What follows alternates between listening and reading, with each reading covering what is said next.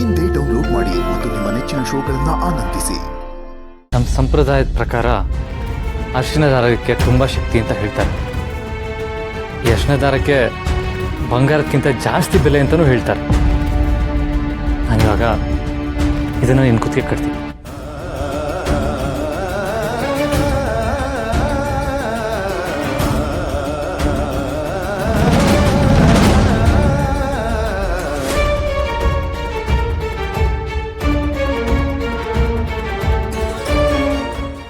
ದುರ್ಗಾ, ಯಾಕೆ ಆ ಕಡೆ ತಿರ್ಕೊಂಡೆ?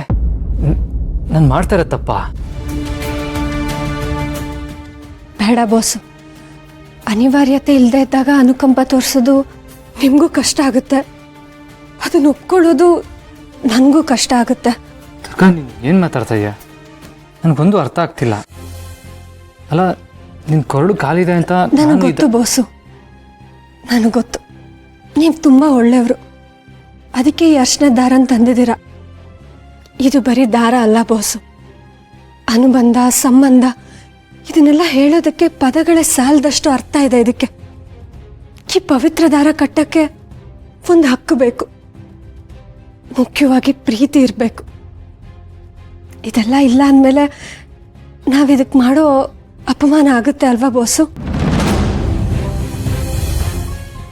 ನನಗೆ ಗೊತ್ತು ಬಾಸು, ನಿಮಗೆ ನಾನು ಕಂಡ್ರೆ ಇಷ್ಟ ಇಲ್ಲ ಅಂತ.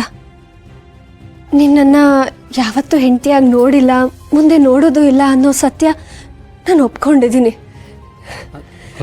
ದುರ್ಗಾ, ಅದು ಬಾಸು, ಇಲ್ಲಿ ನಮ್ಮನ್ನು ನೋಡೋದಕ್ಕೆ ಮನೆಯವ್ರು ಯಾರೂ ಇಲ್ಲ. ಯಾರಿಗೋಸ್ಕರ ನೀವು ಈ ನಾಟಕ ಮಾಡೋ ಅಗತ್ಯ ಇಲ್ಲ, ಅನಿವಾರ್ಯತೆ ಕೂಡ ಇಲ್ವಲ್ಲ ಬಾಸು. ನೀವು ಈ ಅರ್ಶಿನ ದಾರ ತಂದಿದ್ದೀರಲ್ಲ, ಅದಕ್ಕೆ ತುಂಬ ಥ್ಯಾಂಕ್ಸ್.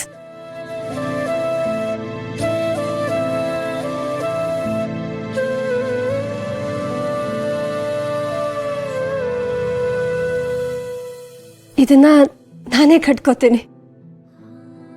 ಇದು ತುಂಬ ದೊಡ್ಡ ಜವಾಬ್ದಾರಿ. ಆ ಹೊರೆನ ನಾನೇ ನಿಮಗೆ ಕಡಿಮೆ ಮಾಡ್ತೀನಿ. ನಿಮಗೆ ನೋವಾಗೋದು ನನಗಿಷ್ಟ ಇಲ್ಲ ಬಾಸು.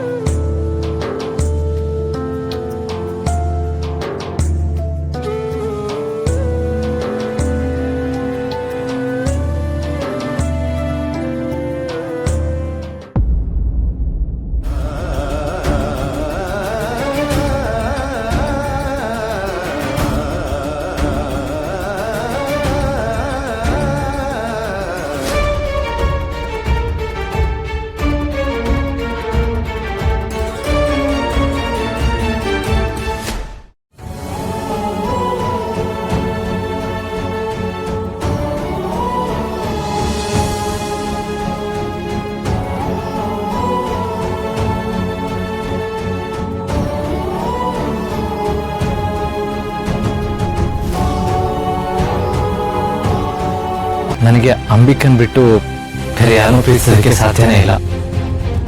ನನ್ನ ಎದೆಯಲ್ಲಿ ಪ್ರೀತಿ ಅನ್ನೋ ಬಾಗ್ಲು ಅಂಬಿಕಾ ಹೋದಾಗಲೇ ಮುಚ್ಚಿ ಹೋಗಿದೆ. ಆ ಸ್ಥಾನನ ಯಾರಿಗೂ ಕೊಡೋದಕ್ಕೆ ಸಾಧ್ಯನೇ ಇಲ್ಲ. ಈ ಜನ್ಮದಲ್ಲಿ ನನಗೆ ಹೆಂಡತಿ ಆಗೋದಕ್ಕೆ ಸಾಧ್ಯ ಇಲ್ಲ. ಪರವಾಗಿಲ್ಲ ಬಿಡು ದುರ್ಗಾ, ಯಾಕೆ ಅಳ್ತಿದ್ಯಾ?